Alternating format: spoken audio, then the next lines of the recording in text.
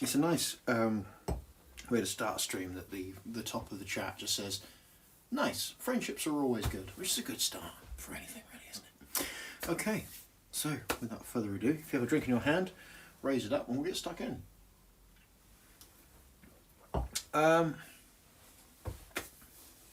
Comfy with the kitten, nice. Potential show name. Welcome to episode 12 of this here Fizzy Brain stream thing. My name is Aubrey Blakeledge and I'm the host of Fizzy Brain, which is effectively a podcast live stream vanity project where I try and show you lovely people what it is like to be a creative person with a brain like this.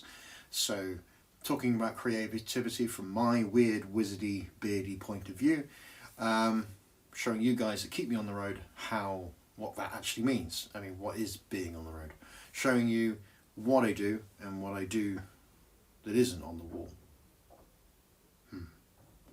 And then sharing the lengths of what I would do to avoid actual work. So, before we get stuck into everything, let's do, and thank you very much, I've just been reminded by the stream that I got to tell the ant story. And I think I've got the ant story, yes. I should tell you the ant story. But before I tell you the ant story, let's do a quick roundup of gigs coming up, just because it's sort of like I just get used to actually advertising things. So as always, tickets are on sale on ticketsource.co.uk/awkward strawberry. You can Google search it, it's easy to find. So tomorrow on the 18th, I've got my regular pub quiz, which I'm doing at the Dell in Southampton. If you want to come along and watch me do a quiz at to a very small amount of people. But it seems to be growing, which is quite nice. I've got just to let you guys know that this weekend on the 22nd, I am doing a house show with someone who's in the chat actually. So it's part of our ongoing thing like that. So if you want to have a house show, I am still doing them. Just give me a message and we can organise something. But back to regular gigs on the 27th, I'm off to Swindon with B-Sides to the Tuppenny, also known as the Tup. The 28th, I'm dragging B-Sides up to the Pit to meet up with Sam Tucker, but not Madam Misfit, because she is still ill. As far as I'm aware, that she's not joining us, which is a shame, but hopefully she'll recover soon. Probably not for the show, but hopefully just recover in general anyway. Then after that, the next day in fact, I'm off to London in Two Bridges with Tom B. Wild. That's the venue that managed to double book the Awkward Strawberry gig, which is a shame. Then on the 19th of March, we've got Call Me Mother, which I'm a part of, a production that I'm part of at the Mast Theatre in Southampton. And to let you know, talking of Awkward Strawberry, the 3rd of April is the next one, which is happening at the Hobbit in Southampton. Tickets are available, like I said, at ticketsource.co.uk/Awkward Strawberry, and you can find them there. Next week, we also have our next story time stream, which will be interesting. I've got to put together those stories.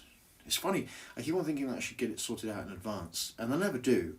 And even if I write down ideas, what ends up happening for the Aubrey story time, it's just basically, for those of you who don't know, it's my version of Jack and Ori, where I tell 3 stories, and then you have to work out which one of them is a lie, or if not all 3 of them are a lie, or I've just made them all up, or whether it's a fabrication, who knows. But I try to sort of think of them in advance, but normally how my brain works is that what I think of in advance, I throw out of the window the day before, and then come up with 3 different stories to tell that I think would be better. Probably based on what's happened that day. If I've seen a squirrel, there'll be squirrel-related stories. I haven't got any squirrel-related stories, I should work on that. Anyway, yes, so that is next Monday. There will be Awkward Strawberry, which is basically this same channel, but on a Monday rather than a Tuesday. Haha. I was debating sort of like when, because obviously I don't do a stream on the Tuesday if I'm streaming on the Monday, but wondered whether or not I should actually move the Aubrey Strawberry time. Aubrey Strawberry time? What? It's just when I talk about strawberries for hours and hours and hours on end. But moving it to a Tuesday, then I thought, I'm overcomplicating things. I'll leave it as it is because people are happy. No one's complained about it. So, there. Anyway, good. Okay. So, the ant story. I'll do that. and then we'll come on to the actual part of the show. So the show is in two parts. For those of you, this is your first stream, which I'm not sure if there's any new people here. If there are new, do let me know. But anyway, it's part of the preamble before we get stuck in. This show is made up of two parts. Part one is where I tell you what I'm meant to be working on, whether that would be connected to the gigs, the shows, the album I'm working on, or some acting projects, or whatever. The basically creative stuff that is bringing me income and pushing me forward as an artist, that sort of thing. And then part two is what I'm actually doing, which generally is actually a detriment to my time and my bank balance, because it's not pushing my career forward, or it's just pushing me. I'm not saying it's a bad thing, it's just when I should be working, I'm doing plenty of other sort of silly things to waste the time. So those are the two parts of the story of this show. But before we get on to part one, let's do a little part of a preamble, which is the ant story, because last week I said there was an ant story that I wanted to tell you guys about, that I discovered a couple of days before, a week before, whilst rehearsing for this play that I mentioned at the Mast, with a great group of creatives and artists and such. So many of you know that I think bees are pretty good. In fact, I think they're fucking awesome, to quote my own music. See my previous works. But there's an interesting story about the difference between attitudes between different hive creatures or nesting creatures. Quite often we look at bees as being quite friendly, and some species, like the bumblebee for example, are very jovial kinds of creatures. They are known to adopt, there are types of bees, species of bees that are known to adopt lost bees from other hives. And then when a hive is swarming from one location to another and there is a lost bee, they will adopt the bee, and then when they find another, the bee's original hive, they will return that bee safe and sound to that other hive. There's other stories of queens from one hive being moved in to take over a hive and stuff like that. They are as complex and as varied as the many different species of bee that you can find.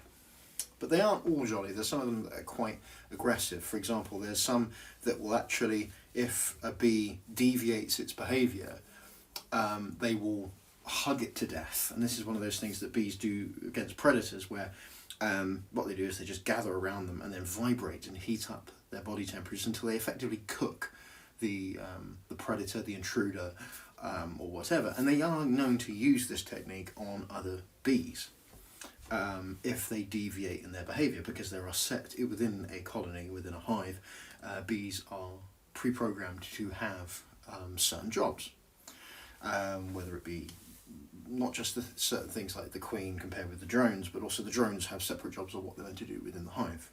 And if something deviates from that, honeybees particularly will remove something that not speaks out, but that is deviating from its original programming.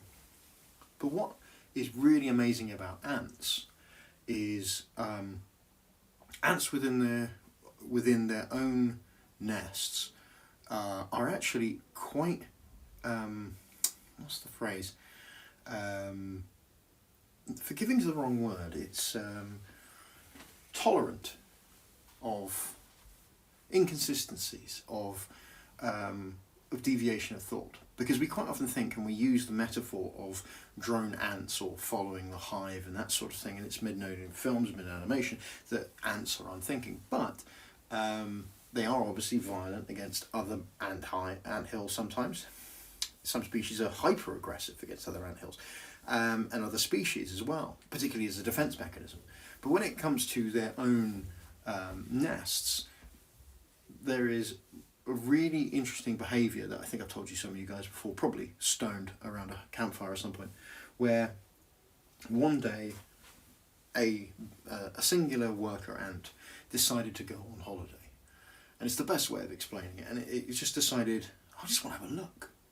Didn't run off, didn't do anything detrimental, didn't attack the queen, just decided, I want to have a look. And by complete chance, it was being filmed by the Life in the Undergrowth crew while they were filming Life in the Undergrowth and the Attenborough lot. So there's a marvellous little bit of footage you can see where this ant travels around the entirety of their home and visits every part of the nest. They go and see the soldier ants, they go in to see the queen, they go and poke the queen, they see the little area where they're incubating the larvae of future generations of ants, where ants are building. They go and this ant goes and visits, and the other ants aren't ignoring it. If he pops into things, they walk around him or them. Sorry, they smell them, they recognise them as one of their own, and just leave them to their own devices. And I thought when they met the soldier ants who are literally at one point standing around as a wall protecting from other species coming in, that because the ant wasn't doing its job, it would probably be eaten or attacked. But it wasn't. It was left alone to just wander around. It could have wandered off if it wanted to. And there was no concern about that from the hive, or from the nest. So I keep using hive bees, nest for the ants. And after a period of time when it had had its little adventure around the nest, it then disappeared back into the nest and carried on as if nothing had happened. It had got a bit of curiosity, travelled around, and then decided, curiosity sated, to rejoin the nest. Now, this is actually connected to what we were talking about in our play. Not what we talked on here, what we were talking about when we were rehearsing the play that I'm part of, this Call Me Mother, which is about this idea of dystopia and utopia. And one of the funny things that I found is that I think because of the people I was working with, there was this rebellion against the idea of utopia, because in my opinion, in art, in fiction, in movies, utopias are often have to have a dystopian edge or something. There has to be a catch, because otherwise you'd have no fucking narrative. Because if you were telling a film about utopia and it was all great, it would be a great idea, shit movie, because everything's happy. And we're talking about what the idea of utopia was, and I think the biggest issue we were talking about is this idea of conforming, because surely a utopia means that you can also non-conform and not want to be part of it and bugger off. And in fact, if it's a proper utopia, then that society would take that into account and almost assist you in a way and make you feel that if you wanted to go off you go, and if you wanted to come back, you can come back. In fact, they'd like to hear your story and share it with everyone to make sure that everything's working well.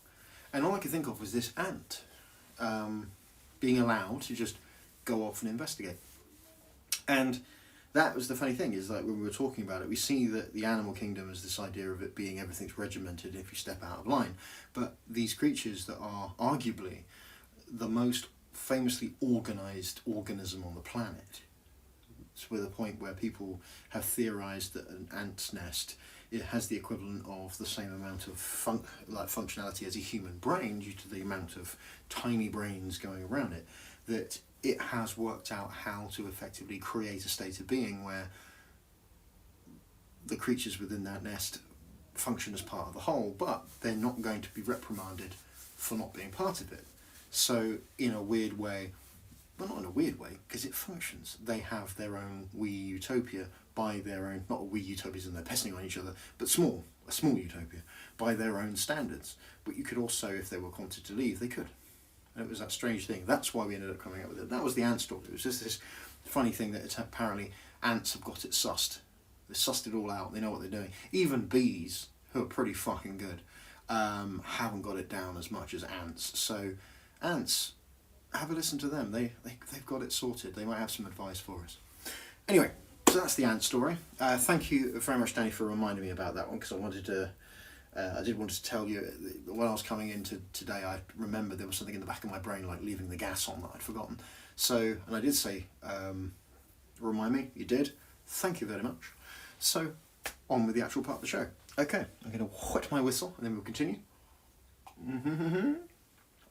Just having a sip of gin. Today, my gin is Roku gin from Japan, which is one of my birthday gins. Absolutely lovely. I've gone for the last couple of weeks. I've been, not only because I have a massive pile of gins that was given to me from Christmas and my birthday. But I've been really enjoying non-flavoured gins, just nice ginny gins, which is great. So that's what I'm drinking at the moment. Anyway, what have I been working on? Part 1. Well, actually, technically it's part 1.5 because we've had all that other preamble going on for about 10-15 minutes. But anyway, that's what podcasts are about, aren't they? Just talking bollocks and shit. So what am I meant to be working on? Well, I'm continuing to work on Woodland Gothic. That stuff's being put forward. I am working on the songs, building those up, and that's taking a bit of time in a good constructive way, devoting a bit of time to sort of build those. Ready for the new tour. I'm looking to get at least 3 to 4 of those songs into my new set, as well as doing more improvised stuff and fiddling around, so you have all those things to play with, which is smashing. So I've also I'm planning to put a couple of songs, one song a week for a bit, as I practice the ones that I'm putting into the set, onto Patreon. So if you're on a paid subscriber on Patreon, you will have access to these songs to download for free as sort of like little acoustic versions that will then obviously we'll get the demos later on and then the actual album, but it's sort of like as a way of me practicing. You guys can have something because you guys have been supporting me, and you can download them to your heart's content. As part of that, speaking about Patreons, I have put because we've had a recent splurge of free tier Patreons, that I'm putting all of the previous editions of this very podcast on the Spotify free tier as well. So if you're going to follow me on Patreon, you now will get access to these podcasts as part of the free tier. So you get access to music releases, as in the new music releases when it comes out, and telling you where to find them, because it'll be on Spotify, which is technically free anyway for you guys. You'll also get listings and also this podcast, so there we go, there's some fun stuff for everyone.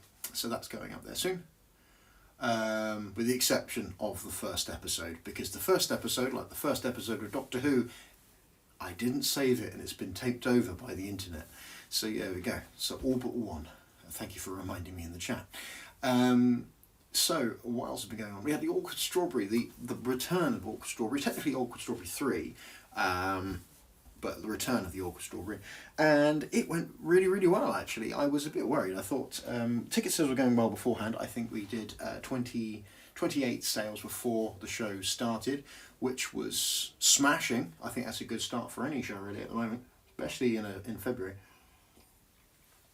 And, yeah, so, and then we got another 20 odd people come through the door, so we managed to sort of stuff the room, which was great, and everyone was absolutely lovely, so it went really well. The Hobbit were really chuffed, and we had a smashing time.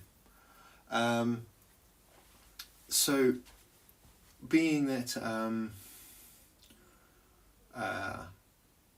we had all the problems with the London show being cancelled, I really thought that I'd completely fucked off my American guest, who was Pepper Coyote, who came all the way from Arizona to play. Wonderful guy, really, really good fun. His mum, Marsha, is an absolute sweetheart. She was so much fun to hang around with. When they pop round to my house to drop some stuff off and do some laundry, which I'll tell you about in a minute. Those of you who are at the show will know exactly what I'm going to tell you about with the laundry. When they pop round to do that, Marsha and I were sat in my front room drinking tea, talking about all kinds of things, from trains to fucking left-wing politics and that sort of thing, whilst I got to hear Pep and Jake rehearse a couple of songs, which is absolutely lovely. So there's a wonderful thing about being a promoter when you get to start to hear people putting ideas together for the show that you put together. And of course, Plastic Jesus, our headliners, and Bright Sharky were absolutely on form. So all the acts were on form, and I had one of those favourite moments, one of those really cool moments where half the audience was there for sort of Grant and Plastic Jesus, because we've had Plastic Jesus in one of the first iterations of Awkward Strawberry, and Grant's been an old friend, and he's a local staple here in Southampton, so people knew what to expect. And then we actually had a load of people turn up to watch Pepper Coyote from the furry community, because he is in the furry community a huge act. So he'd managed to bring in half of the audience. So it was half for him, half for Grant and Plastic Jesus. And so we had this lovely thing where both Grant particularly and Pepper have songs that basically make their own audiences think, if you have no idea what the fuck is going to happen, it's going to be really, really funny when people hear it. And it's been...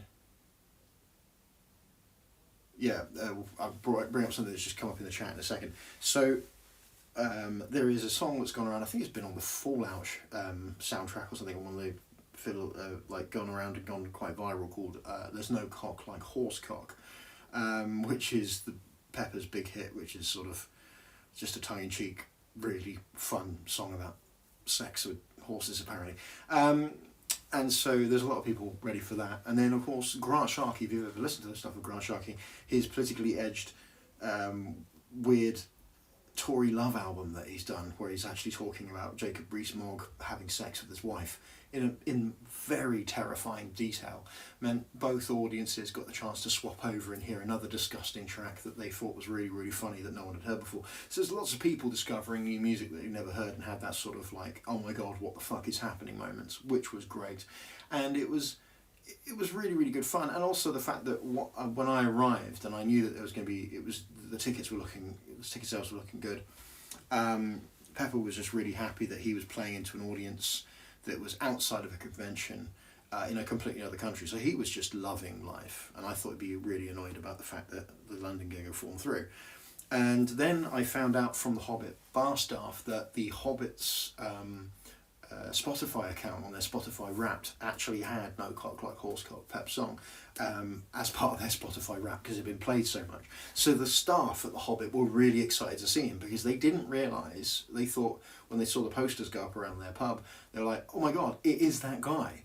So people were swapping their bar shifts around so they can come and watch, which was great. So the venue was excited to see him, we had his audience was excited to see him, and then they got to see Grant. And one of the nicest things was the fact that the audience, from the first act, Jake, who's very much an unknown, trying some new ideas out, playing a few covers, still finding his feet in the live scene, the same amount of people went to see him as they did to see right at the end at Plastic Jesus. So it was, the audience stuck around for the entire thing, turned up from doors until closing, and it was absolutely smashing. So there was it was a really nice atmosphere, and we got a couple of pre-sales for the next one, which would be great. And you know, there's no pressure, I've got to do it again. Crap, I've got to try and bottle the lightning again. But it was absolutely wonderful. It was a really cool session and such like that. So answering some of the questions that popped up in the chat to do with that. And so Smoking Hides asked, Awkward Strawberry was brilliant. Thank you for saying that. I'm glad you enjoyed it. Were there many Patreons there?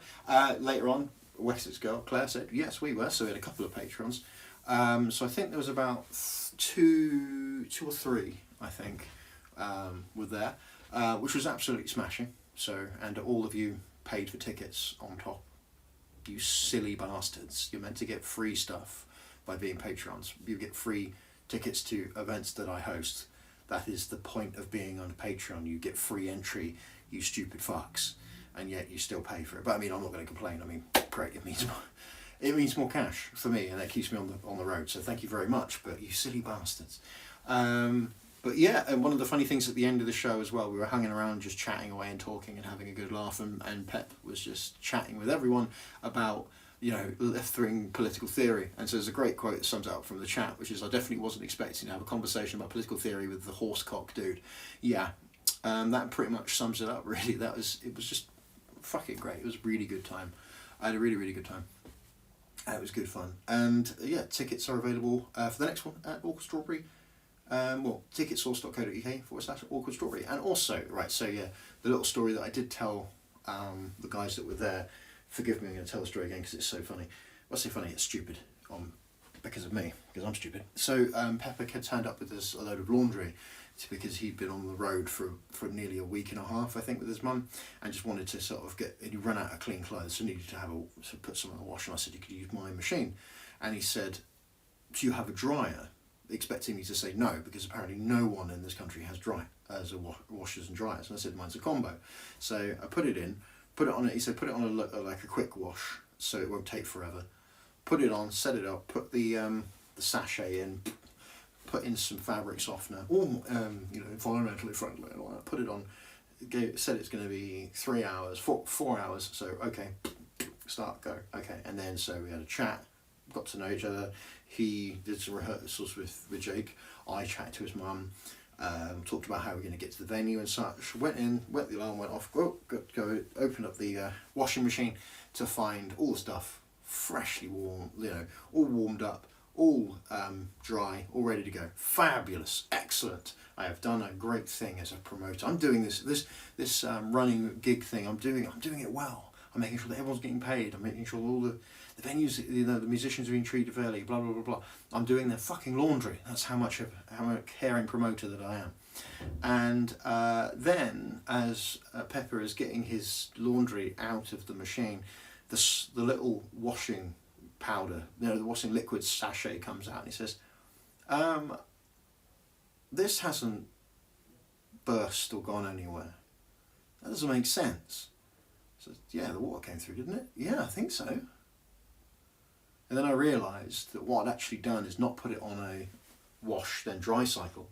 I just put it on a dry cycle. So I got his dirty washing and then just heated it up for 3 hours. So yeah, he now had very warm, probably sterilised clothing.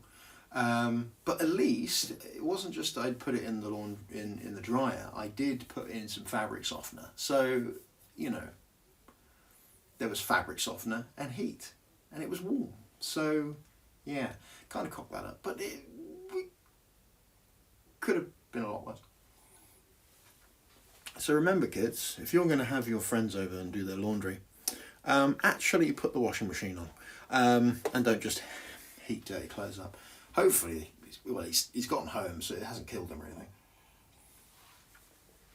He triumphantly takes a sip of his gin. Yeah, that's pretty simple. Pretty much it. It's been a sort of a straightforward week actually, of just getting the album done, writing the tracks, getting things ready to go onto Patreon, endless promotion of crap, and various other things, and the Awkward Strawberry Show, which was marvellous. So yeah, and another a little reminder that Madam Misfits a bit under the weather, and it's affected her voice and quite a lot. So if you do know Madam Misfit, and you haven't already, many of you already have, which is lovely, please send her your best wishes, and hopefully she will get well soon. Okay, that's the end of the first part of the show. It's time for a message from our sponsors. And this week, like the young ones, instead of it being an advert, I'm doing it as a musical interlude, because I'm a musician, so I should probably play music. Yeah, who'd have thought? So what I'm going to do is, I've mentioned the fact that I'm going to be recording a new track for you guys to go on here. So I'm going to play that track as a musical interlude. And what I'm going to do over the next few weeks is, instead of doing stupid adverts, I will be advertising my upcoming album by playing you guys the tracks that I'm going to be putting into the set. So this week we're going to have, which potentially could be the first track on the album, which is called Are You Sitting Comfortably? I played a little bit of it before, but I'm going to try and play the whole song.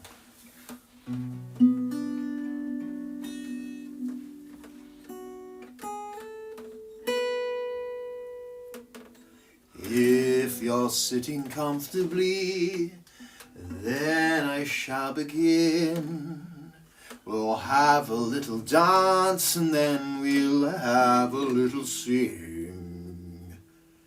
The evening's just begun, my dear. Many stories I shall sing and spin. So if you're sitting comfortably,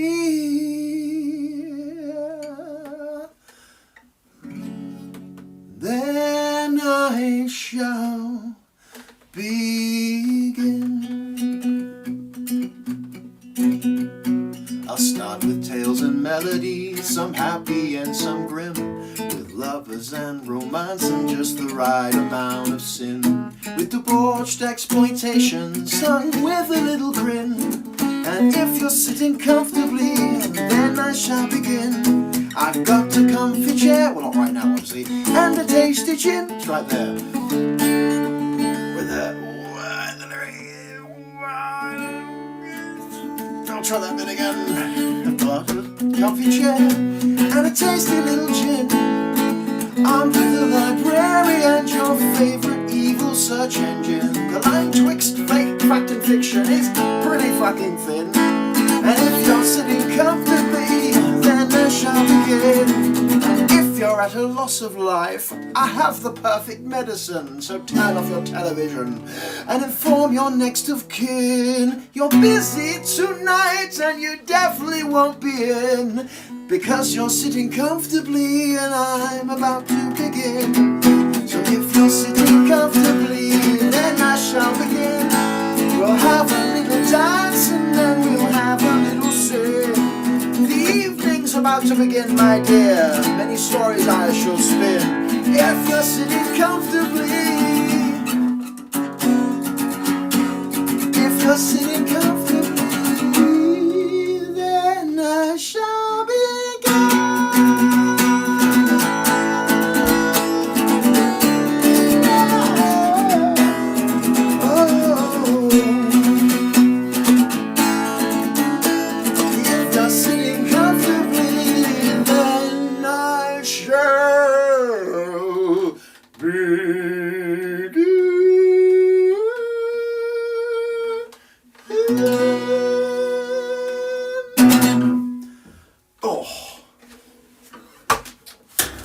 Oh great, not the guitar stand over. Anyway, of course, it's not a new song by me if I haven't cocked it up. Anyway, if you have a drink in your hand, raise it up and put it in your face. So, I need to practice that a bit more, get it into the set, and then start freaking people out. And then obviously it will get longer and longer, mainly because I'm just going to be stretching out the words. But I'm quite happy with it. I think we're underway. It's good. Right, so we have had part one of the show where we talked about what I've meant to be working on. What have I actually been working on? Now, as before, because I've not actually been travelling, because I don't really need a train journey to go from Southampton to Southampton, so there hasn't really been a British Rail Book Club. But I did receive a book at the gig, which came from my lovely Patreon. Well, it came from the booth, so from Claire, thank you very much. Wessex girl gave me this. This is an actual copy of the Doomsday Book. I have the fucking Doomsday Book that William the Bastard decided to, categorise absolutely everything in England. It's like who owns what, where the church is there, and how many things there were. Hydes and Earnwing, and had 3 manors, 2 ploughs, 2 villains. Apparently there's a bit of villas. Meadow for the oxen, 6 slaves, worth and how much money. It's mental how in depth this is. This is fascinating. Also has a wonderful sort of like watercolour painting of what looks actually like the South Downs, but then again I think it's one of those things when you look at it you just see your part of England in it. But it's an absolutely brilliant book. So if you if this is your first time joining us, the British Rail Book Club is basically a hashtag that I put on social media whenever I travel on a train. I'm reading a new book and ask people to send me what books they're reading. And I'm like a book magpie, so I keep on going through different books at different times. And so it's interesting to see what people are reading and what mad things I've found. Mad things that I have found. So that's currently what I'm reading. If you're reading something different or something interesting, or you finished something, feel free to put it in the chat. If you're listening on the podcast, you can't because you're not listening to the chat. You should follow me on Twitch, then you can listen and join in with the chat. Simply put in what you're reading, what your thoughts are, and then we'll come back to it a bit later in the programme. So, as part of the British Rail Book Club, I am also on the search for a copy of Frank Herbert's Dune. And I don't mean you need to find it for me. If you spot it in a shop, message me. Do not save it, do not buy it, definitely don't send it to me. Tell me where it is, and if I can get there and get it myself, that will give me an immense sense of satisfaction. I've been looking for a year. I haven't been able to find it in any of the charity shops in the cities that I've been in on tour, it is getting ridiculous, quite frankly. So I went to Hedge End because I went to buy this. I got a new sewing machine from IKEA. I didn't realise they made sewing machines, and it works, unlike my last one. And it is my squishy, and I will love him and stroke him and squeeze him forever. Yes, so I went to go pick this up. 30 quid from a Facebook Marketplace, so it's not completely fucking useless. So as I was picking that up, there was a selection of charity shops in Hedge End. Of course there are, and fucking none of them had any copies of Dune. Bastards. And in fact, actually, Hedge End has one of the shittest selections when it comes to books. They have a tiny, by percentage of the charity shop that is books, the Hedge End charity shops a lot less than the others. Really weird. Maybe they don't read there. Who'd have thought? Have I from the chat? Have I asked my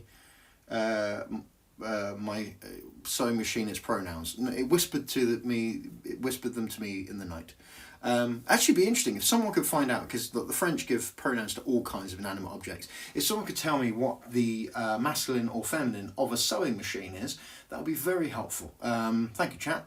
If this is your first show, the mad shit that the chat can find here is brilliant, because it's a collection of neurospicy people that also have a really weird array of facts and excellent Google skills, so can find very obscure information, which is marvellous. Put the internet to good use before it's all on fire, even more than it is now. Anyway, yes, so I got the new sewing machine, and went to the charity shops. I also made a big book dump at some of the community libraries that are in my local area. I'm sure you pretty much all of you had Machine à Coudre. It is a feminine, so a sewing machine is female according to France. So Mademoiselle Sewing. So yeah, the Mademoiselle, we'll call her the Mademoiselle from now on. The Mademoiselle from Armandria, Parlez-vous. There's an old World War I song for you there. But Google Gemini says a sewing machine is typically referred to as an it. Google can fuck off. We're gonna choose France over Google on this one, I think. The lady she sews. There she sews again. There I go. That's done. Sorry. What the fuck was I saying? Book drop. Yes. So I'm pretty sure most of you guys have used a community bookshop. A lot of them get old phone boxes, but there's in Southampton near the Civic Centre is a small. It looks like an enclosed bird table that's got a door on it, and they've got like 5 books in it. Which I quite like to pop books in there, and I keep an eye on it because it changes around in there quite a lot with good quality books, so I might find a copy of Dune in there. But there's another one which is an old fridge outside of a shop in St James's Road near where I live, and that's rammed with books, and they're always changing around. So I decided to prop in a load of the books that I finished that I didn't feel like I wanted to keep in my collection. I do admit I did dump my Neil Gaiman in there. I did keep Good Omens because I just keep telling myself that Terry Pratchett wrote the entire thing, in the same way that Arthur Matthews wrote the entirety of Father Ted. Interestingly, in the book fridge, which is still quite funny that you can keep these nice cold books. They're not cold, it's not true, it's just they use the fridge for the thing. Anyway, so I found a copy of, a stolen copy of The Hunger Games from a community library, so I'm going to read it and then I'm going to give it back to the library, because I presume they'll actually want it back. And then, I don't know, maybe they'll give me a shiny silver shilling or something. And I found a copy of Mary Shelley's Frankenstein, which I was really excited about, but it is so knackered. I think there was only like 4 of the pages. It was all falling apart, and I thought, I'll probably find a better copy of that somewhere. And that's probably going to end up being the book I search for after I find Dune. If I ever find Dune. I'm probably never going to fucking find Dune, am I? Anyway, so yeah. So it was a good little thing, finding all the different books and such. And Oh, that actually reminded me. I went to the actual library because I've been posting off loads and loads of Warhammer models. I've been trying to be as recyclable as like renewable as possible. Recycle, reuse. And for those on the podcast, I'm holding up a frozen veggie burger box that I have parcel taped shut, which inside has a selection of Warhammer models that I'm selling. I'm basically posting to some buyers from eBay. And what I use for packing paper, because I've used up all my normal packing paper, is old editions of Private Eye. Because rather than just dump it in the recycling, I thought it'd be quite fun to sort of get, just get a bit of satirical news when you open up your parcels, you know, and some awful cartoons.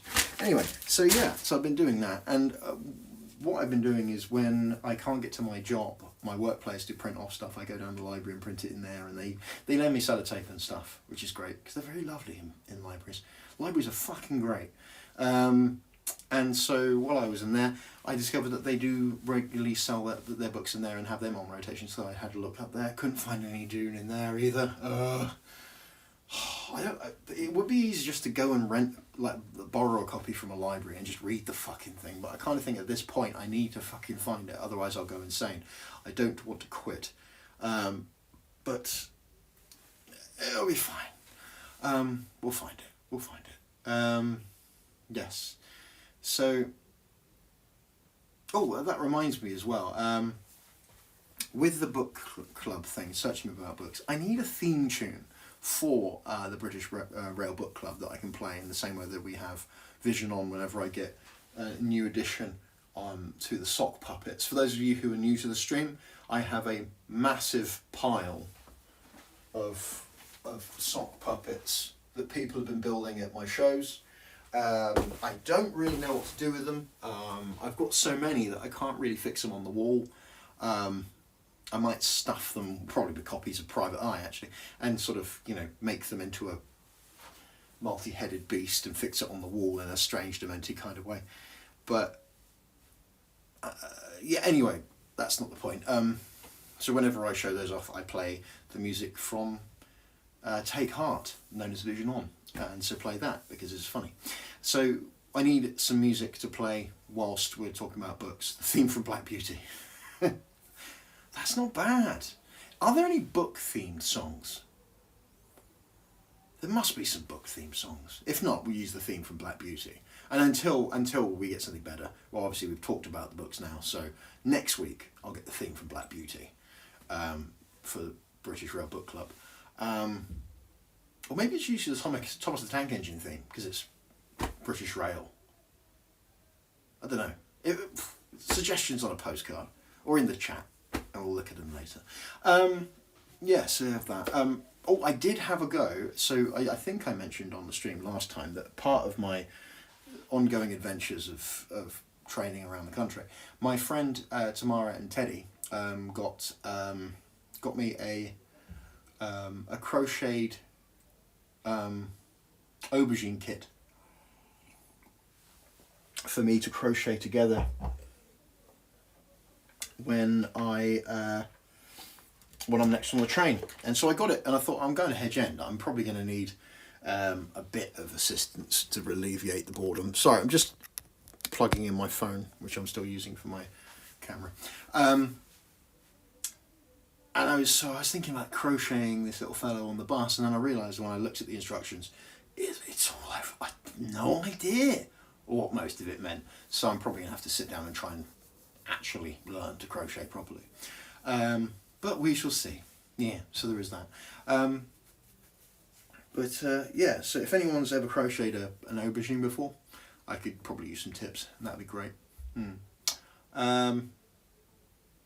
Yes. Fun enough, I think because that's pretty much my list of things I wanted to talk about this week, because it's been not that there's nothing going on, it's just that the things I've been working on have been pretty straightforward, and there's not been a huge amount of them. So yeah, there's that really. So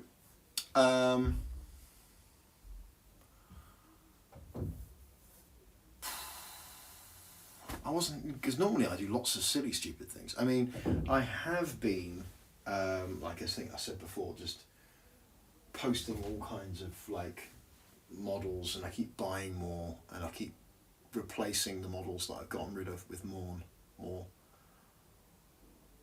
But yeah,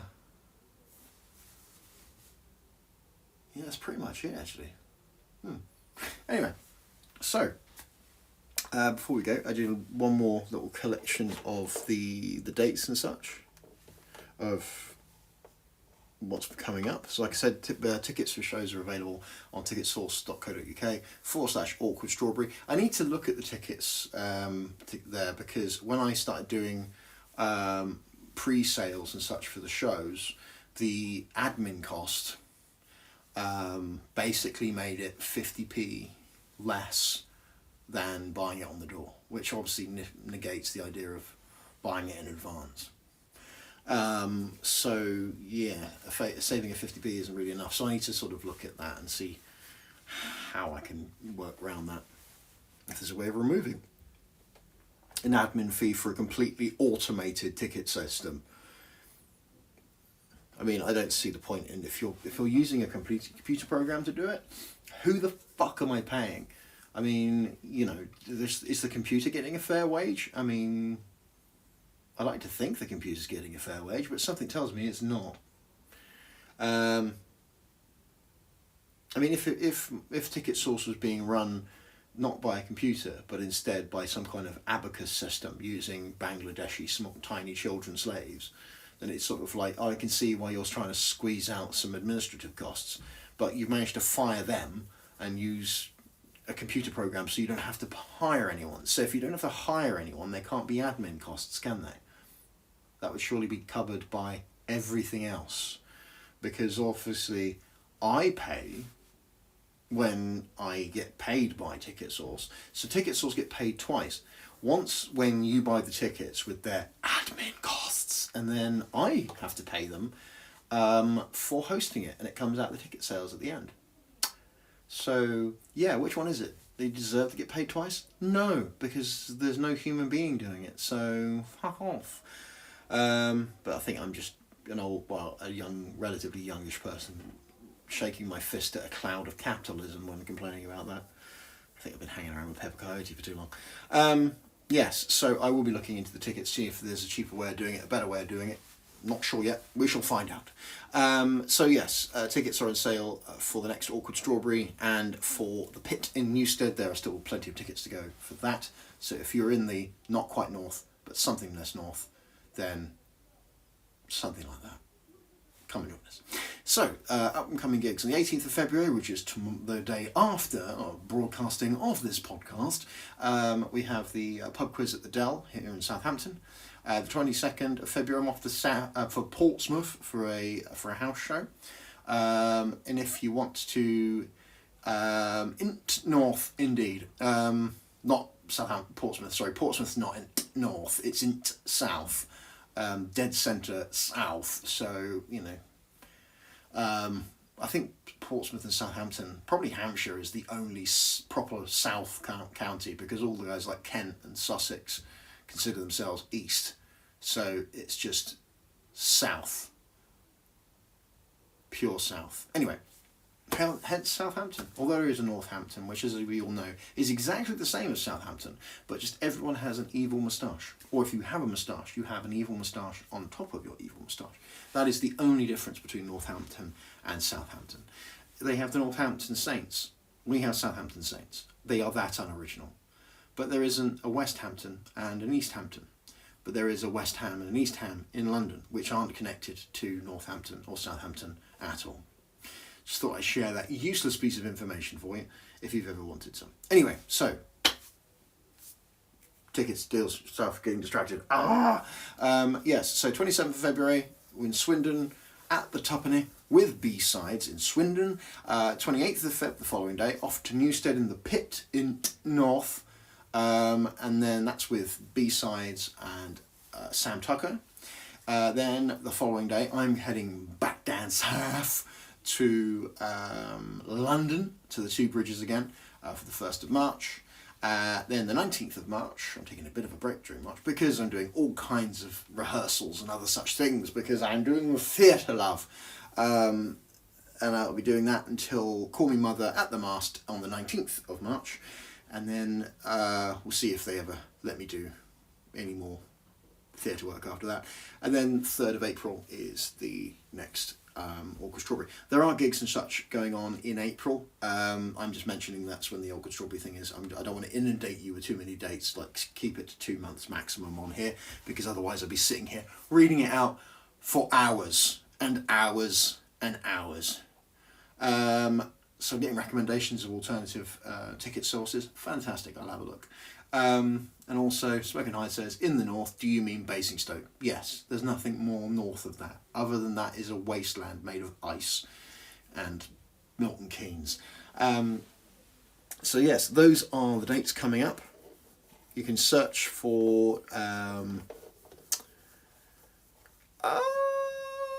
Linktree. Linktree, Aubrey Blakeledge, or Google Aubrey Blakeledge. You can find links to everything I do on there. I need to make a website. I've had a couple of friends actually yelling at me that I should set up a website and host my stuff there and just have aubreyblakeledge.com or awkwardstrawberry.com. I don't know. I should probably set up a website. That means more money being spent. Anyway, I should probably do that. I am a professional, I suppose. But yes, until then, I'm on Blue Sky, I'm on Threads, I'm on Faceache, I'm on Instabland, so on all the social medias, whatever one you prefer, I'm probably on that, apart from the one that's owned by Mecha Hitler, or Tesla Hitler, he wants to call himself. One day he'll die, I suppose. Yeah, so I'm about just search for Aubrey Blakeledge, and also Bandcamp, where I'm going to be hosting the tracks and such. I won't be putting out the little demo ones that I'm going to be putting on here or recording for Patreon. I'm going to put on Bandcamp the final edition of the album. So the bits and pieces that will go on Patreon from this point until the album's released will be just exclusives for the Patreon people. And then eventually that will of course go on Spotify as well, because even though we get paid absolutely nothing, we still have to pay homage to the great streaming beast, otherwise we don't exist. Yay! But as I said, you can follow me on Patreon, which is the best way to sort of keep up to what I do, because all of my updates I put on there. It's easy to track. There's a free tier which you can click on there, which will give me, like I said before, the updates of what I'm doing, listings, regular updates of my other social medias like TikTok videos and such like that will be linked there. But also you can get the back issues of this very podcast for you to download to your heart's content, and you can also watch the videos as well. Apart from the first episode, because it's been lost in the rivers of time.